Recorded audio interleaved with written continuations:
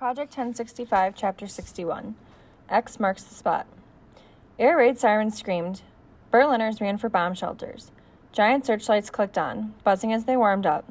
From high in the cloudy night sky, we could hear the low, steady, ominous drone of British airplanes growing closer. And I, along with my SRD troop, stood right in the middle of the street, waiting to shoot them down with an anti-aircraft gun. The anti-aircraft guns weren't just guns, they were cannons. The barrel of the gun was a long, thin, shiny silver proboscis, like a mosquito's nose, sticking out of a stocky jumble of gray hydraulic pistons and levers and gears that could swivel the cannon in any direction and any elevation. The giant mosquito stood on four thin legs that stretched out like an X on the ground beneath it, a perfect target for the bombers overhead. X marks the spot.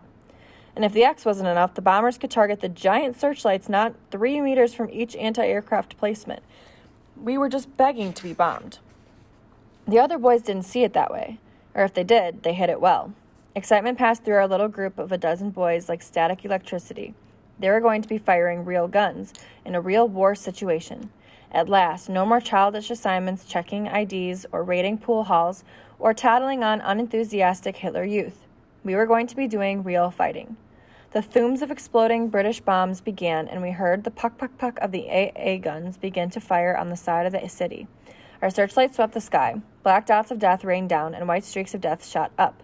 The once-a-night aerial fistfight between Great Britain and Nazi Germany. I was one of the boys assigned to run the artillery shells from the storage crate to the gun. Ours was one of the 88s, the cannons that shot enormous 88mm shells that looked like bullets made for a giant's rifle. The shells were 2 feet long and weighed more than 20 pounds each.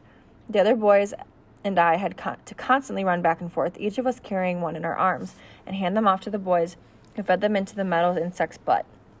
More boys ran the radar machine that helped find the planes in the cloudy skies, and others worked the controls to aim the gun and fire. Fritz and Max were on the same team that fired. The booming orange eruptions of flame grew near. A building a few blocks from us exploded, scattering brick and rubble into the street like a farmer casting seeds. We flinched, and I felt a little bit of the electric excitement fade away, replaced by fear. But then Fritz was screaming, "Fire!" and our AA gun recoiled with the force of a colossal jackhammer, cracking the pavement as it sent its first shell hurtling into the sky. We all stood and watched, even though we'd been trained to reload and fire. In what seemed like slow motion, the tracer round arced high into the clouds and detonated with a distant boom between the hundreds of bomber planes flying by. We hadn't hit a thing. "Reload! Reload!" Fritz cried. We fell back onto the routine we'd been trained for. Grab a shell from the crate, haul it to the gun, load it, aim it, shoot it. Grab a shell from the crate, haul it to the gun, load it, aim it, shoot it. The routine had been easy to follow in the training session in broad daylight, with no planes droning overhead, no bombs whistling as they fell on you. A building across the street detonated suddenly, showering us with wooden splinters and bits of masonry. I ducked and put a hand to my helmet to keep it in place as a piece of metal shrapnel pinged off it.